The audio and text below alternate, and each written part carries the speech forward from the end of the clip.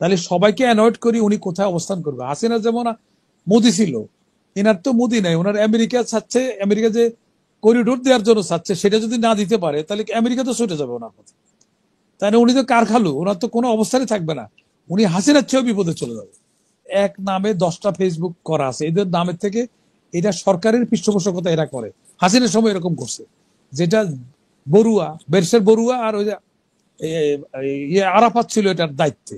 তো এখনো কিছু লোক দায়িত্বে আছে যেটা সরকারের দীর্ঘায়িত করার সপক্ষে, যারা অ্যাকচুয়ালি রিয়েল দেশপ্রেমিককে দেশদ্রোহী বা অন্য এজেন্ট হিসেবে চিহ্নিত করার চেষ্টা করছে। কিন্তু এরা দফে টিকবে না, আলটিমেটলি সত্য সত্য হিসেবে হবে, প্রতিষ্ঠিত হবে। এই যে কোসি কাসারদেরকে উনি গুরুত্ব দিচ্ছেন, তাইলে আমি এখন ওনাকে বলবো আপনার থাকার একমাত্র উপায় আছে, আপনি ভালো চালানোর জন্য আপনার কোসি কাসারে কাউকে চিফ জাস্টিস বানাই দেন, কাউকে সেনাপ্রধান বানাই দেন, কাউকে এখানে স্বরাষ্ট্রমন্ত্রী বানাই দেন, তাহলে হয়তো আপনার রক্ষা হইতে পারে, হইলে হইতে পারে, কিন্তু না হলে আমি ওনার কোনো রক্ষা হবে বলে আমার মনে হচ্ছে না।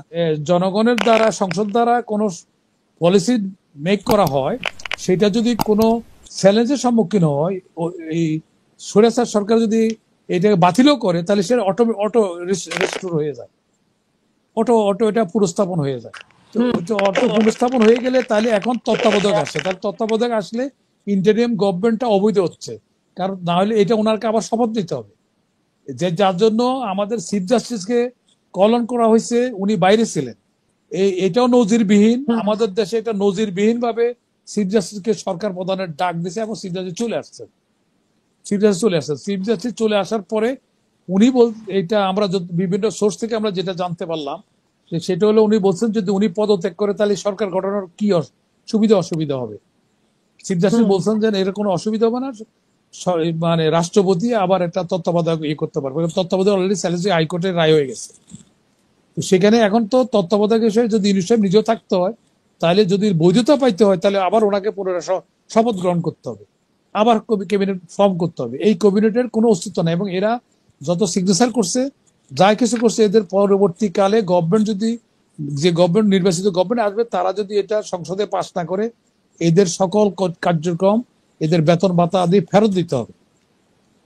সেই জন্য এটা আমরা ওনাদের, আপনারা যেগুলো বলছেন বা অনেকেই যেগুলো বলে থাকে, ওনারা চরম বিপদে পড়বে যদি ক্ষমতা থেকে চলে, এই বিপদটাকেই ওনারা ভয় পাচ্ছেন কিনা, এবং সেই দীর্ঘায়িত করার আসলে কোন পর্যায়ে পর্যন্ত যেতে পারে?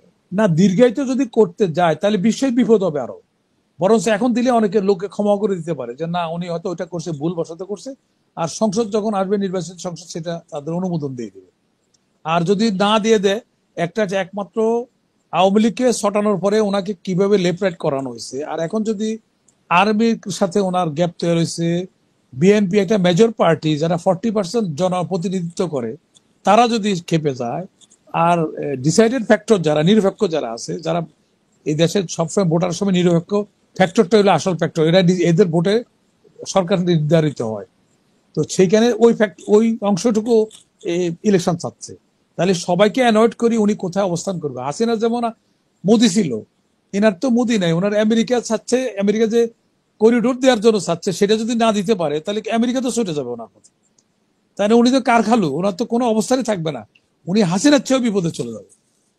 একমাত্র ওনার জনগণের পক্ষে থাকা, আমেরিকায় অ্যানয়েড করি হলো জনগণের পক্ষে থাকা উচিত, কারণ আমেরিকা তো আফগানিস্তানে পলাইতে হয়েছে, আমেরিকার মতো শক্তিও কিন্তু আফগানিস্তান থাকতে পারে, জনগণের সমর্থনবিহীন দীর্ঘায়িত করতে পারছে কিন্তু স্থায়ী হইতে পারে নাই। তাহলে আমরা অতীতের ইতিহাস যেটা দেখি, সেই হিসাবে উনি জনগণের সাথে থাকা উচিত, জনগণের ভাষাটা বোঝা উচিত ওনার। এবং কিছু কিছু লোকজন আছে যারা এই দেশের এমন কোন অখ্যাত, যারা ওনার বিপরীতে কথা বলছেন বা ওনার ব্যাপারে মানে সত্য তুলে ধরার চেষ্টা করছেন, তাদেরকে তো বলা হচ্ছে যে আপনারা ভারতের এজেন্ট বা ভারতের এজেন্ডা নিয়ে আপনারা নেমেছেন। না, আমি কোনো একটা কথা যদি বলে কেউ, তাহলে এর সপক্ষে একটা যুক্তি দিতে হবে, প্রমাণ দিতে হবে, প্রমাণ সাপেক্ষ।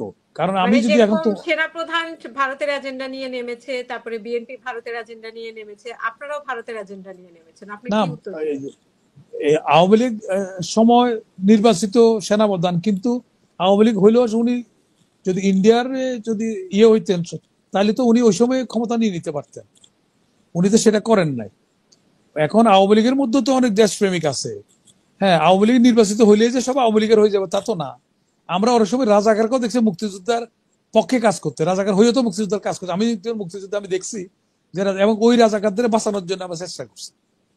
আমরা চেষ্টা করছি আমাদের অভিজ্ঞতার আলোকে, আমরা ইন্ডিয়াকে দেখছি আমাদের কি কি লুটপাট করছে আমরা দেখছি। আমরা ইন্ডিয়ার বিরুদ্ধে হইতে চাই না, আমরা দেশের পক্ষে বইলা যারা ইন্ডিয়ার দালাল তারা ওই কথা বলছে। আর ওদের যদি তুমি ফেসবুক দেখো, এরা কিন্তু এক নামে 10টা ফেসবুক করা আছে এদের নামের থেকে। এটা সরকারের পৃষ্ঠপোষকতা এরা করে, হাসিনার সময় এরকম করছে। যেটা বড়ুয়া, বেরশের বড়ুয়া আর ওই আরাফাত ছিল এটার দায়িত্বে। তো এখনো কিছু লোক দায়িত্বে আছে যেটা সরকারের দীর্ঘায়িত করার সপক্ষে, যারা অ্যাকচুয়ালি রিয়েল দেশপ্রেমিককে দেশদ্রোহী বা অন্য এজেন্ট হিসেবে চিহ্নিত করার চেষ্টা করছে। কিন্তু এরা দফে টিকবে না, আলটিমেটলি সত্য সত্য হিসেবে ইয়ে হবে, প্রতিষ্ঠিত হবে, দিনের আলোর মতো প্রতিষ্ঠিত হবে। সুতরাং যারা দেশপ্রেমিক তারাই জয়ী হয়। হ্যাঁ, যারা দালাল তারা একসময় দালাল হিসেবে চিহ্নিত হয়। আজকে অনেক হাসিনাকে রক্ষা করার জন্য, হাসিনাকে দীর্ঘায়িত করার জন্য যেসব দালালেরা নিজেরাও বিপদে পড়ছে, তারা এখন আসতে পারছে না। তাদের কি অবস্থা, তাদের সব তো অবস্থা দেখা যাচ্ছে এখন কি হচ্ছে। তাহলে কি হয়েছে, দিনে দীর্ঘায়িত হয়েছে, হ্যাঁ, কিন্তু কতলে সত্য প্রতিষ্ঠিত হয়, সত্যের জয় সব সময় হয়।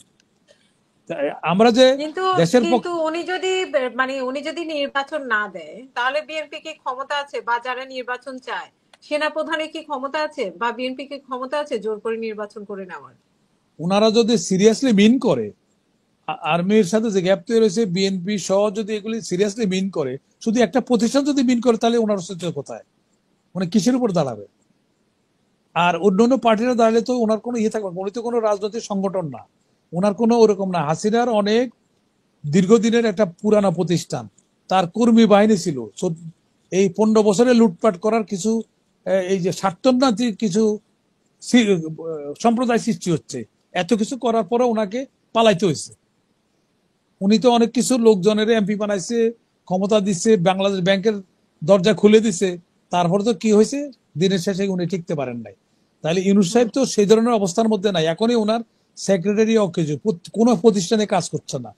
আমি ওনাকে বলবো যে উনি যে বলছেন এই যে কচি কাছারদেরকে উনি গুরুত্ব দিচ্ছেন, তাইলে আমি এখন ওনাকে বলবো আপনার থাকার একমাত্র উপায় আছে, আপনি ভালো চালানোর জন্য আপনার কচি কাছারে কাউকে চিফ জাস্টিস বানাই দেন, কাউকে সেনাপ্রধান বানাই দেন, কাউকে এখানে স্বরাষ্ট্রমন্ত্রী বানাই দেন। তাহলে হয়তো আপনাকে রক্ষা হইতে পারে, হলে হইতে পারে, কিন্তু না হলে আমি ওনার কোনো রক্ষা হবে বলে আমার মনে হচ্ছে না, যদি উনি ডিসেম্বরের পরে যায়। এটা তোমরা একটা প্রমাণ রাখো, তোমরা দেখো ডিসেম্বর পরে কি হয়।